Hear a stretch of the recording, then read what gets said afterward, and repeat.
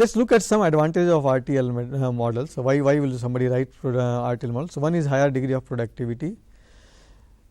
Instead of you writing your K map and then trying to identify the gate level logic, you can have the synthesis tool do that work. You concentrate only on the algorithm portion of it. So, effectively a huge improvement in productivity. We are talking about a different scale in terms of productivity improvement compared to if you had to hand draw this yourself. Right?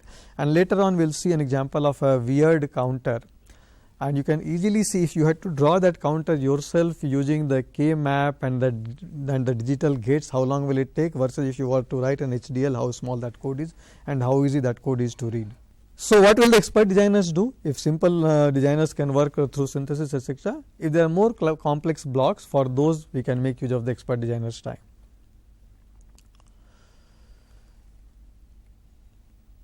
Maintenance. RTL models are easy to maintain. When you read an RTL model, it will seem almost like an English language.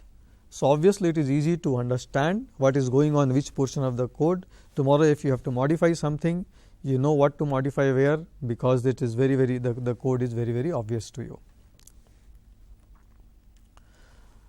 Also, the way the RTL model is written is because it is a bit abstract, you can get a bird's eye view of the whole thing together. You do not have to get into the details of whether this should be an AND gate and OR gate kind of thing. You can get a bird's eye view immediately.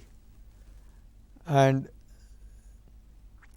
if you get the bird's eye view, you get as to what is going on where. It is easy to update and make fixes and so on, right. So, that is the easy to why we call it easy to maintain.